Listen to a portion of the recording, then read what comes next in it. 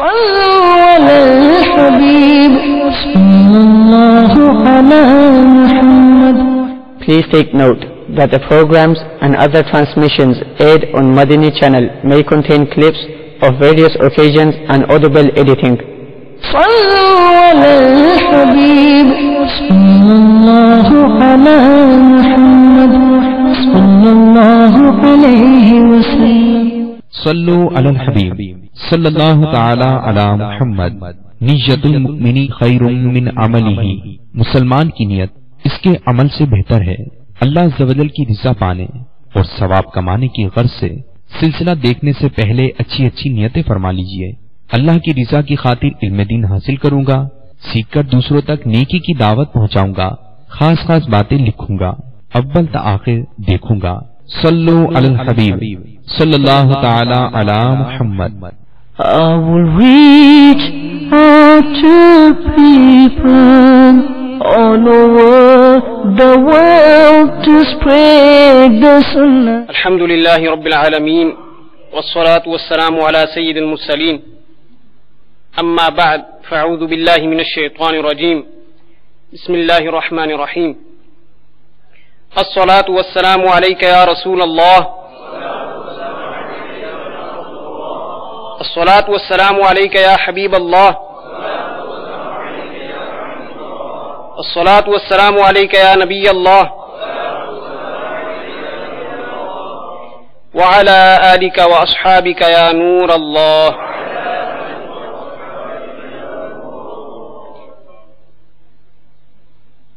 It is mentioned in Al-Qawl al-Badi' that an elderly pious man saw a person in his dream after his death and asked, "How has Allah Azza wa Jal dealt with you?"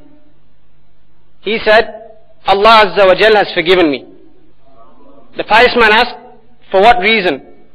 He said, "I used to write a hadith in the company of a muhaddith, and once he recited Durood Sharif among the mercy to both worlds, the beloved of Allah Azza wa Jal wa sallallahu alayhi wa alihi wa sallam. So I too recited Salat and Salam loudly.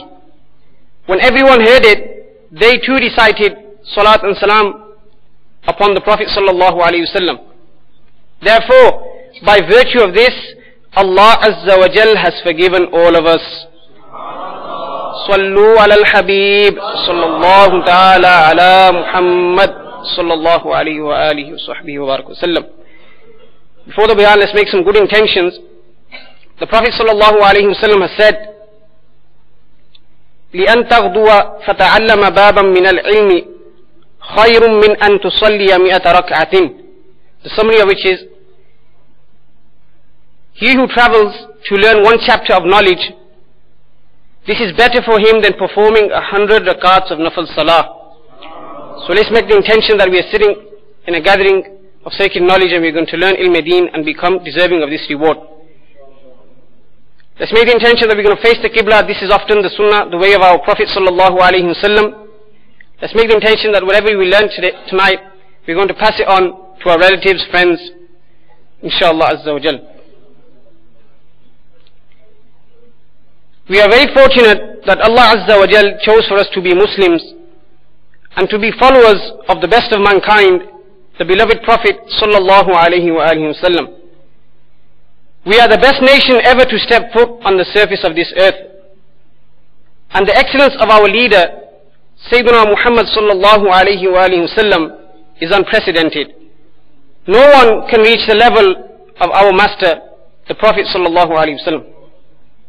Being the beloved of Allah Azza wa Jal, he was given everything that previous prophets alayhim salatu wassalam were given and much more. Many miracles were performed by the Prophet sallallahu alayhi wa sallam, and only those destined for hell could reject them. Amongst these miracles, arguably the greatest is the Holy Quran. The Quran is a guide for all mankind and an essential part of faith. If one rejects the Quran, he would be rejecting Allah Azza wa Jal. So important is the Quran to a Muslim that if he were to abandon it, he would lose his way. And as a consequence, many unnecessary trials and tribulations would have to be faced in this world and in the hereafter. The prevention of these problems lies in holding firmly to the Quran and the Sunnah of the Prophet sallallahu alaihi wasallam. Inshallah Azza wa Jal, in today's bayan, we will hear about the many benefits of learning, reciting and teaching the Quran and the loss in neglecting it. The noble and glorious Quran is the sacred word of Allah Azza wa Jal. Reading the Quran, teaching the Quran, listening to the Quran and reciting the Quran for others to listen to it are all rewarding acts. On reciting one letter of the Holy Quran, a person earns 10 good deeds. In this respect, the Holy Prophet sallallahu alaihi wasallam has stated, خَيْرُكُمْ مَنْ تَعَلَّمَ الْقُرْآنَ وَعَلَّمَهُ. The overview of which is, whoever recites one letter of the book of Allah Azza wa Jal, he will earn one good deed which will be equivalent to 10 good deeds. I am not saying that Alif Lam Mim is one letter. In fact, Alif is one letter, Lam is one letter, and Mim is one letter. Subhanallah Azza wa Jal, we as Muslims have been commanded by Allah Azza wa Jal to perform the 5 daily salah. Just imagine how much reward we could be earning. We recite Surah Fatiha and various other surahs in this namaz. May Allah Azza wa Jal grant us the ability to perform our prayers consistently at the appropriate times. Now today, a lot of respect is shown to people with secular education. Someone who holds a degree, a master's or a PhD is highly regarded by society. Usually this is the first thing families look for in a potential partner for their son or daughter.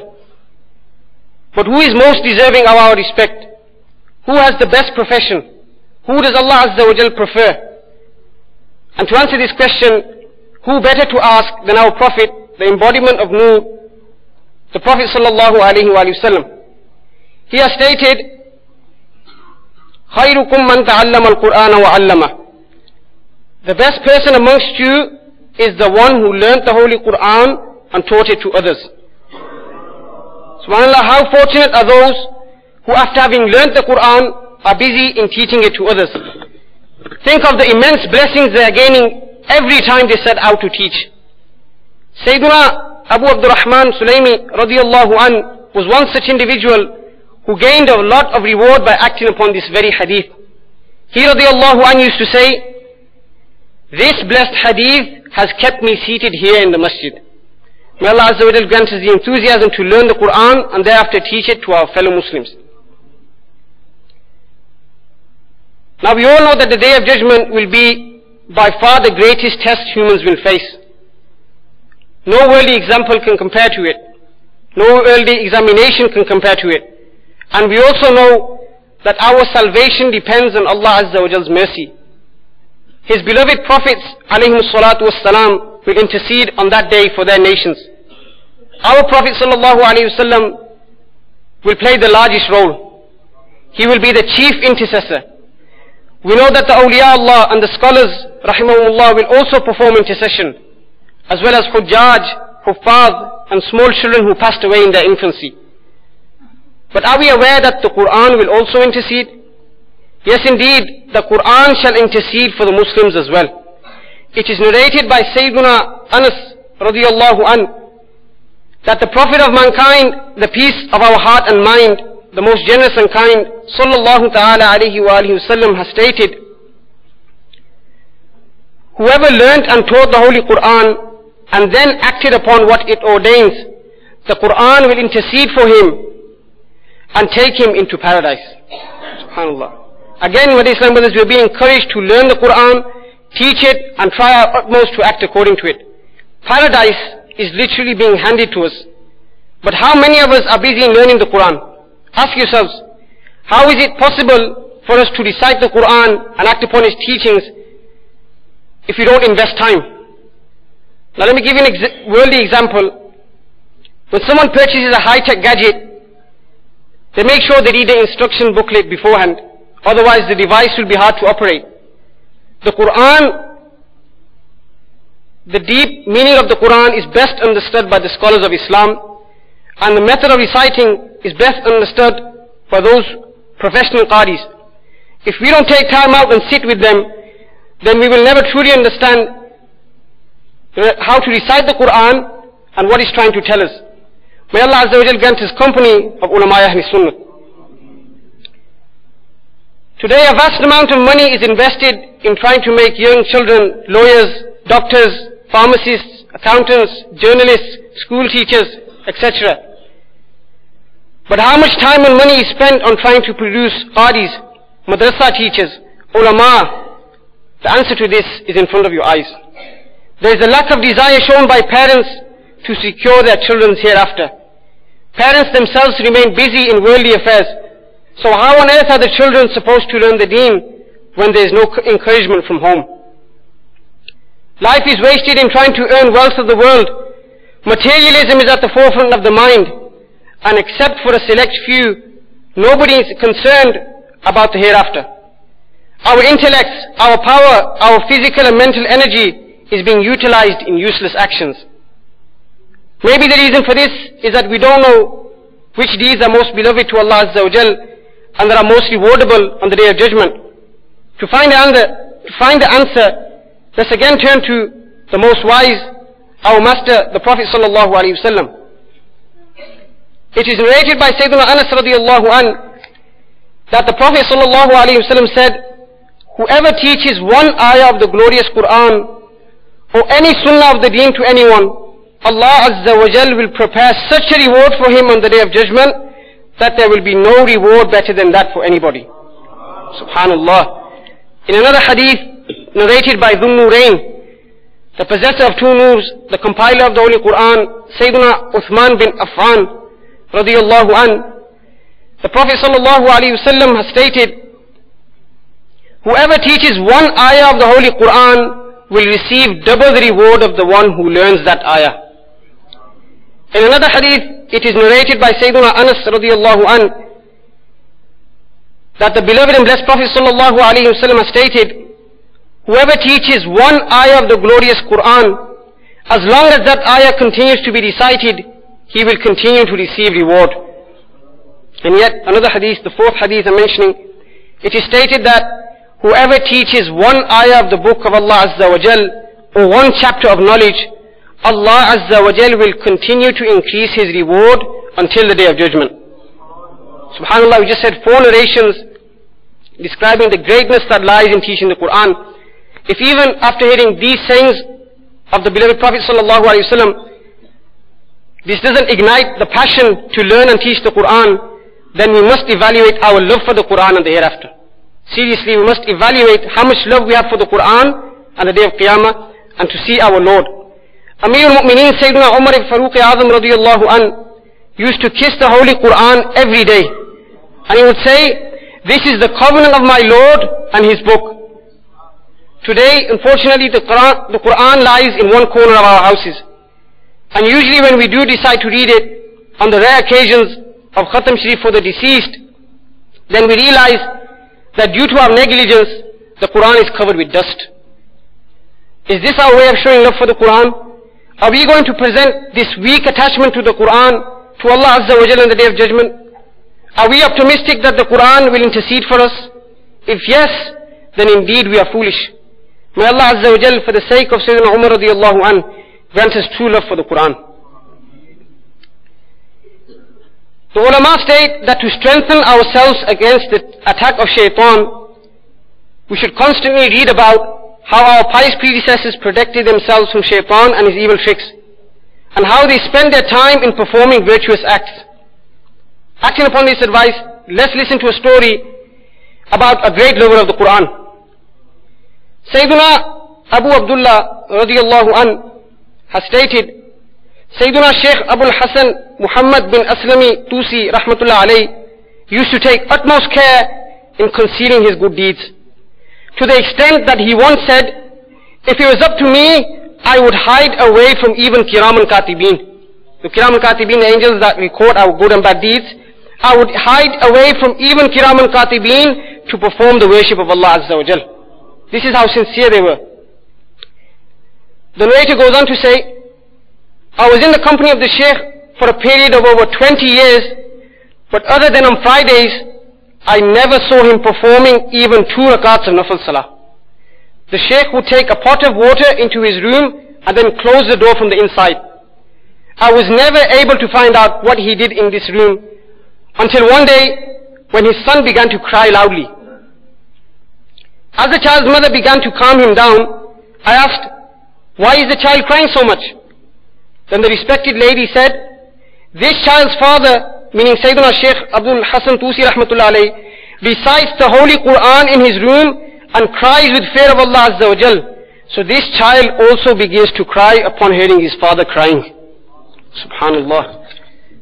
Shaykh Abu Abdullah states, Shaykh Sayyidina Abul Hasan Tusi rahmatullah alayh, in order to protect himself from the threat of ostentation, would take so much care to conceal his good deeds that after performing worship in his special room and before coming out, he would wash his face and put kuhl, surma, in his eyes so that nobody would be able to guess that he had been crying by looking at his face or eyes.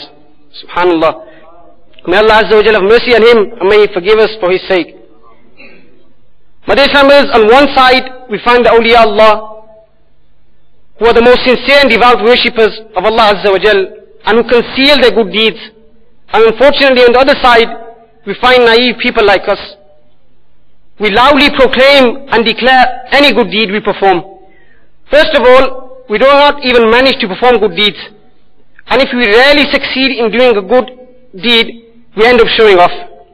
Never mind crying, we don't even have the desire to open the Quran. We're reluctant to listen to the recitation of the Quran. How different we are to our pious predecessors who used to spend their days and nights studying the Quran. Sayyidina Shaykh Sabit Bunani radiyallahu an used to complete the recitation of the Holy Quran once every day. He would always observe fast during the day and offer voluntary salat throughout the night. He would always offer 2 rakats of nafil salah in every masjid he passed by. Those familiar with the Madani Inamat booklet devised by Amir Ahl Sunnah Damat Barakatum Al-Aliyah know this salah is Tahiyatul Masjid. There is immense reward in reading it.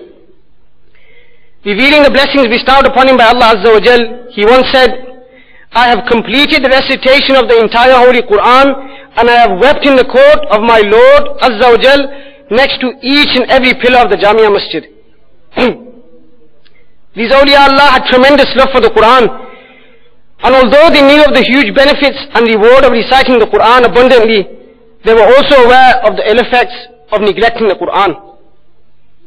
The Prophet ﷺ has said, the summary of which is, a heart which does not contain any portion of the Quran is like a deserted house. But Islam, this blessed saying of the Prophet ﷺ is comparing a heart devoid of the Quran to a deserted, empty, lonely house. Every Muslim, including myself, needs to contemplate, how much of the Quran have I actually learnt? This Quran is the greatest book revealed by Allah Azza wa Jal. So great that if one was to just look at it, they would be rewarded. It cannot be touched without ablution. This is the respect it demands. Whoever reads it is rewarded. Whoever acts upon it is rewarded. The Quran is a continuous blessing. This very Quran which is descended upon the pure heart of our beloved Prophet sallallahu alaihi wasallam, sadly today we do not value it as we should do. A large number of Muslims today do not recite the Quran. If only we would learn how to correctly read the Quran. Sayyiduna Abu Hurairah radiyallahu an narrates that the Prophet sallallahu alaihi wasallam said, the house in which recitation of the Quran is carried out, sustenance is increased. The innocent angels of Allah Azza wa Jal descend with mercy. Shayateen run away. Blessings are granted. And the house in which the Quran is not recited, neither do angels of mercy arrive, nor are there blessings, and shayateen enter that house. Now, my dear brothers and viewers of Madani channel, we have been clearly informed by this hadith that the house in which the Quran is recited, alhamdulillah, those households in which the Quran is recited, very fortunate indeed, shayateen will run away from it. And the house in which the Quran is recited, the blessings and mercy of Allah Azza wa Jal descend. On the other hand, the house in which the Quran is not recited, shaitan and his army enter, and he becomes deprived of blessings. Today many Muslims can be heard complaining of a lack of blessing in the home. Wife is disobedient, children are disobedient, the income is not enough to pay the bills.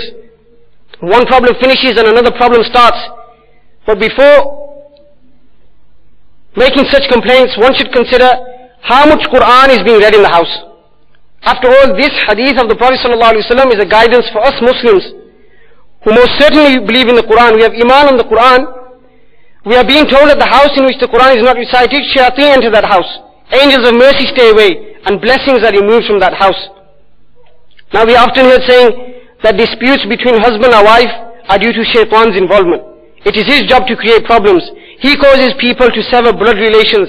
It's due to him that a father doesn't speak to his son. This leads to only one conclusion. Shayateen have entered our house. They are responsible for creating animosity between family members. They desire to see us fight one another. They desire to see every Muslim household in turmoil. And this wish of theirs becomes a reality when Muslims lose hope in the infinite mercy of Allah Azza wa Jal. Ma'adullah. Now this hadith is referring to that home in which there is no recitation of the Quran. But what about that house in which not only the Quran is being neglected, but music is being played? Films and dramas that incite lust are being watched. Parents are being disobeyed. Alcohol is being consumed. Namaz is not being read. Women of the house are semi-naked. Neither is there recitation of the Quran, nor is there remembrance of Allah Azza wa Jal. And to make things worse, those actions which displease Allah Azza wa Jal are being carried out.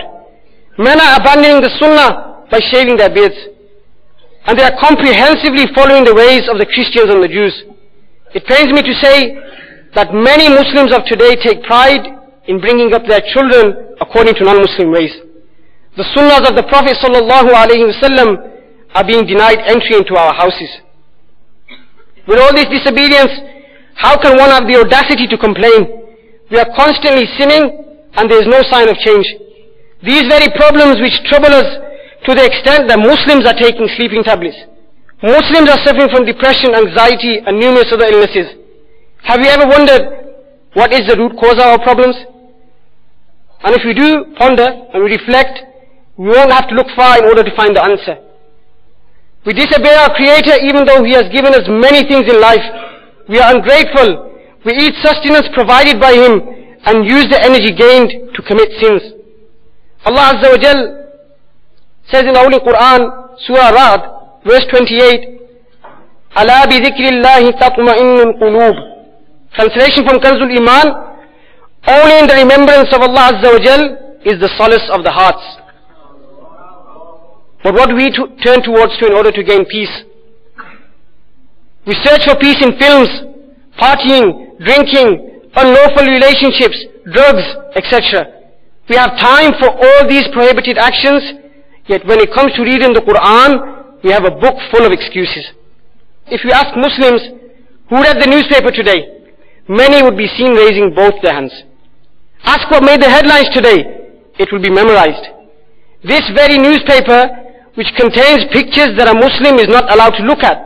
Now unless somebody has strong kufr Madina, he is able to, a strong grip of his eye is able to resist these pictures, it's near on impossible to save oneself from lustful gazing. We have time to read the newspaper, but no time to read the Quran. No time to read Kanzul Iman, the beautiful translation of the Quran written by Ala Hazrat, Imam Ahl Sunnat Maulana Shah Imam Ahmad Raza Khan, alayhi rahmatur rahman. If you don't take time out to read the translation and sit with a Sunni scholar in order to study the commentary of the Quran, then how can we act upon it? It's obvious that only when we are able to comprehend the Quran will we be able to follow it. And this is not the only problem. Before understanding the translation, the commentary, Muslims today cannot even recite the Quran properly. We have to take time out to learn. People may have reached the age of 30 and 40, but still cannot recite Surah Fatiha, At-Tahiyyat, Du'a Qunut, or perform Namaz-e-Janazah. Not knowing how to read the Quran is a grave sin. How can we perform namaz if we don't know how to fulfill its requirements? But worry not, my dear Islam brothers. Alhamdulillah, Dawat Islami is here to mend our ways. By traveling on a Madani Qafila, we will be taking a huge step towards our rectification, because not only will we be traveling in the way of Allah Azza wa Jal, but we will also learn farz ulum, knowledge that is obligatory upon us, and of course, learning how to pronounce each letter of the Arabic alphabet from its correct origin is necessary. Otherwise, may God not let this be, but we will be devastated on the Day of Judgment if all our prayers are thrown back into our face. Today, you may be an engineer, a doctor, you may have studied plenty of books, but that book which is greater than all, the glorious Quran, if it is given to you and you don't know how to read it, then what have you really gained from your studies? A Muslim cannot read that book which is a guide for all mankind. The Prophet ﷺ would cry profusely when reading it. Today we don't possess this quality. We don't cry when the Quran is read or listened to. If someone is asked to learn the art of recitation, age is put forward as an excuse. I'm too embarrassed. I'm too old to learn the Quran. But have you ever thought, this embarrassment may well lead to a greater embarrassment in the hereafter? Very fine brothers, we must strive to learn the correct reading of the Quran. If you feel you can read the Quran properly, then get yourself tested by a Qari. And if you are approved, then as advised by the Prophet ﷺ, you should teach the Quran to others. Dawat Islami provides the perfect platform to teach. Madrasatul Madinah Balighan takes place throughout the week in many masajid. Try to attend and also try to purchase the Quran translation, the commentaries, and my advice is that you also purchase laws of salah. How to read your namaz properly, how to do your wuzu properly, your ghusl properly, and make practical changes in your life. This can be achieved by traveling on the Madini Qafilas and filling in the Madini Inaamat, a 72-point questionnaire where we take account of our deeds on a daily basis. This is without a doubt a miracle of Amiri Ahl Sunnat and again I'm not saying this just because I'm a murid and out of love. Ask those brothers who have benefited from this and whose lives have been transformed by it. May Allah Azza wa Jal grant His ability to act upon the teachings of the Bayan and to pass on what we have learned to others. Ameen. Bijahi Nabil Ameen sallallahu alayhi wa sallam. I will reach out to people all over the world to spread the Sunnah. Sallu ala al-Habib, sallallahu ala Muhammad. Please send us your views and ideas regarding the program which you have just viewed to the following email address: feedback@madanichannel.tv, or text to the following numbers: 0301261276 and 0312492139. Sallu ala al-Habib, sallallahu ala Muhammad, sallallahu alayhi wa sallam.